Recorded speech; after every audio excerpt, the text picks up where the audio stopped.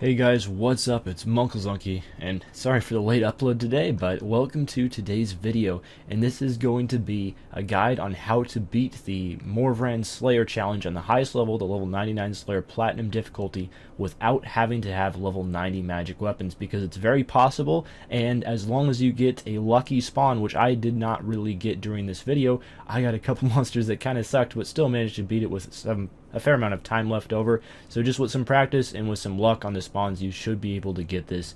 But there are some things that will really be able to help you out, and hopefully I can cover those in this video. So before we get started in the Slayer challenge, I'm going to go over the gear setup. I'm going to be assuming that everyone that's doing this challenge is doing it for a completionist cape requirement. If you're just doing it for fun, you don't really have to worry about beating wave 20 because you don't need that title unlocked unless you are a completionist cape player. So as a completionist cape player, I'm going to assume that you have access to fairly decent gear stats and have completionist cape level content available on your account. So the first thing that you want to go over is the gear setup, and I'm just wearing DPS mage gear. I'm wearing cheap DPS mage gear in subjugation.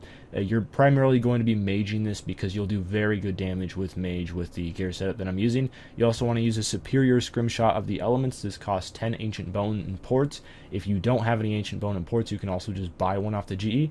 That will increase your magic damage by 5% or 6.6% depending on whether you have the superior or the regular. Superior boosts a little bit more, but the regular is still good. You also want to have the Supreme Runic Accuracy Aura. If you do not have this, I would recommend to get it because it's really good. You're going to be using it a lot in many situations. I use it all the time during PvMing and even during Slayer, during Calgarian tasks and stuff. You make sure you want to have a Fire Cape or a Tokar Cal. Unfortunately, you can't wear your Comp Cape because you have to do this to get the Comp Cape.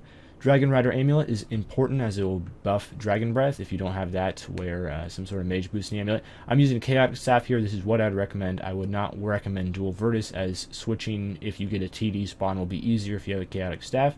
And you want to wear hybrid boots and gloves because you will be switching, as well as a Ring of Vigor.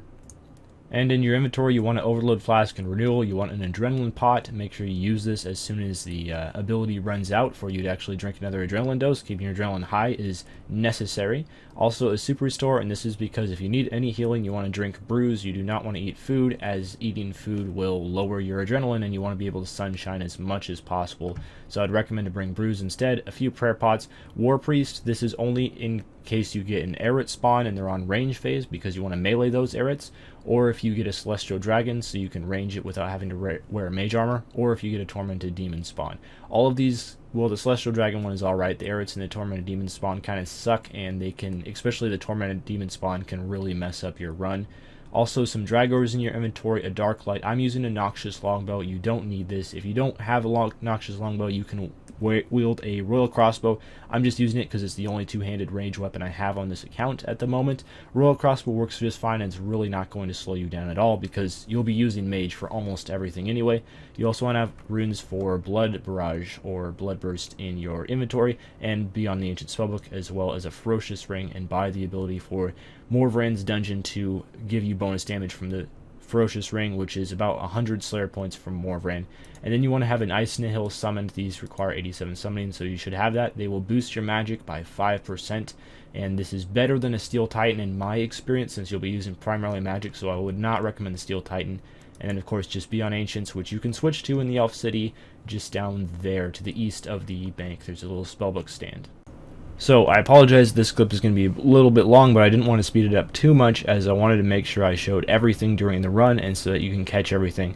So the number one thing to keep in mind is it's very, very important to just have patience with this. You will have unlucky spawns, a lot of runs where you get like 5 TDs or something like that. Hopefully none of you get 5 TDs because that would really suck. But just be patient with it and keep backing out before the time runs out if you know you're not going to get it. Even if you waste a whole 8 minutes and you don't quite get it, you're just a few seconds off, don't give up. Also remember, you can do this on the trial run and it will count towards the completionist cape requirement, as it will unlock the titles for you. So that can be very handy. You don't have to wait a week. The next thing that's really important to know is that you want to have your action bars keybound to something on your keyboard. You can do that by just going into controls and scrolling down, and it has an option for putting your action bars somewhere.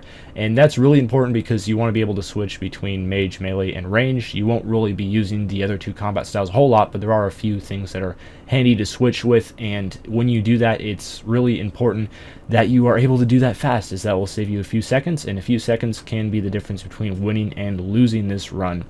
So the only spawns that are going to be a serious pain to you are, of course, going to be the Glaciers and the TDs, especially if you're using Revolution. Revolution is so nice for almost all the waves, and then it's really bad with the Glaciers, but I use it because it's really good for the TDs, and I feel like it makes up for that with the TDs that it's good at. Also, Gano Beasts can take a little bit long, as well as the mutated Jadinko males, because there's 5 of them, and sometimes magic can be a little inaccurate against them, but usually the mutated Jadinko males during my runs here came up when I was on Sunshine, so I couldn't really switch away from the magic. But the main reason you want to use magic is because with all these buffs that we're using, the magic power armor and stuff, you're going to be doing a lot of damage with magic. And see, here's an Errant spawn, but the Errants are standing up, which means they're using melee, which means they're weak to magic. If the Errants are on all 4s, then you want to switch into your melee as fast as possible. Remember to turn on the melee version of Turmoil and then hit them there. And here comes a Muzzpa spawn, which is the best out of all of the spawns. You want to really look forward to this one, especially if you're a few seconds behind. You get 30 seconds for each wave, so that's a good way to keep track. The Muzzpas can really help you catch up because, of course, since you're using the Ancient Magics, this is the main reason why you're on the Ancient Magics, is because of the Muzzpas. You do double damage against them with the Ancients, and you can get those waves done in like 15 seconds. It's great. So, of course, if you're struggling, one thing you can do is just do this over and over and over until you get a lucky one, which has like 5 or 6 Muzzpa waves throughout the 20 waves, and then you should be able to get it done no problem.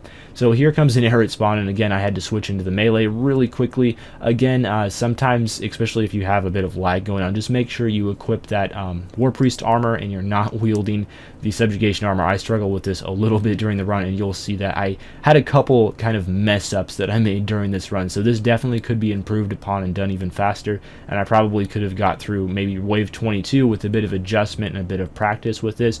Here's the first Glacier spawn. Now you want to make sure that you're using the Dragon Breath against the minions, and also Chain if you have it on your action bar, which isn't really required. It's not going to make that much of a difference.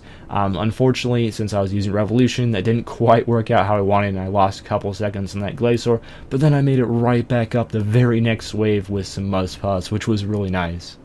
Of course, another thing that I think I messed up on once or twice during this run that you really want to make sure that you're doing is use Sunshine as much as possible, and every time you want to use Sunshine, make sure you click on that Ring of Vigor before you actually use it, and that will save you 10% adrenaline. And then also make sure that you equip the Ferocious Ring after the Ring of Vigor is out, and also the Anti-Fire Breath Potion. I don't think I mentioned that during the gear setup, but you do want to have that as well, and that is for the Celestial Dragons, which are great when you get those waves because you can kill them very, very quickly. You just want to make sure that you use the ranged tendrils, which will damage you, but you should be able to be completely fine on food throughout most of this run. The soul split and the amount of damage that you're doing with Mage should be almost all the healing you need, and of course if you get hit a little bit, that's what the Sarah brews are for. You can eat them really fast, and they're 1000 healing per brew. I tried using Rocktails initially, and it made my adrenaline go down, which is really a bad thing because you want to, again, be sunshining as much as possible. Sunshine is your friend. Do not be afraid to use it. It increases your damage by so much, well, by 50% to be exactly, but that's how much it increases your damage, and it really helps. Automatons is another one that you can debatably switch into melee if you want to, even against the ones that are weak to range, because of course Dragors just have a higher base accuracy than the staff does. And again, like the Automatons is one that you can lose a few seconds on that wave. There's quite a few spawns during this that you can either gain or lose a few seconds on. Ice Strike Worms, I would say that one is more around where you break even, but as long as you use just your threshold abilities on them, there's 3 mage thresholds that you should be prioritizing. That's Wild Magic, Asphyxiate, as well as the Magic Tendrils. I always forget exactly what tendril is assigned to what style. I know there's 3 different types of tendrils. I just can never remember exactly which tendril applies to which style of combat, but I'm getting kind of later on in this particular run right here, and one bad thing is the Ice Nihil, even though it does boost your magic damage and is definitely worth using, it doesn't really do a whole lot of damage itself. Every once in a while it'll come in with like a 600 to 800 hit or something like that, but it's really not going to be doing a whole lot of damage.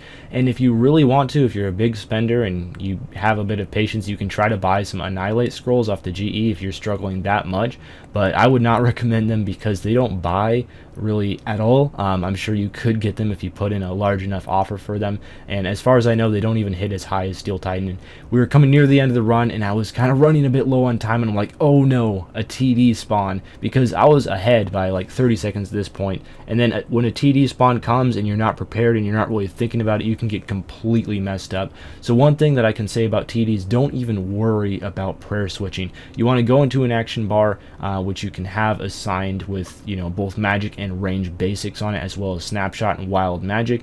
That can be really handy, so you don't have to like use auto attacks against the TD or anything when you're or switch between action bars, which is definitely a possibility. If you have them keybound, you can switch between action bars, but you'll probably lose a couple seconds doing that. And then I got a Glacier after that. I'm like, oh no, I need some luck on my side right now, because I lost a lot of time during the TD and the Glacier, because of course they take a while to kill. So Glacier dies and I'm a couple seconds behind, and then oh my goodness, the lucky Muzpa spawn. And this is what you need to do. You just have to wait for that run where you get the lucky spawns, and they'll help you out so much. And look at that, just when the sunshine was up, and I just completely wrecked those Muzpas in like, I think that was 13 seconds or something like that. They're very easy to kill. And then a Celestial Dragon after that, and I knew, oh, this one's in the bag.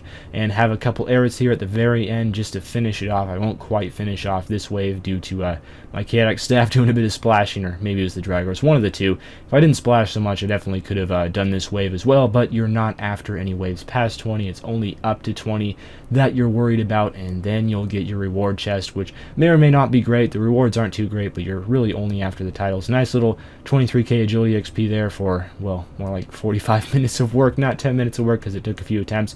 But there's rewards. Thanks for watching, guys. Hopefully this helped. Good luck on getting your comp requirement done, and see you tomorrow. Farewell.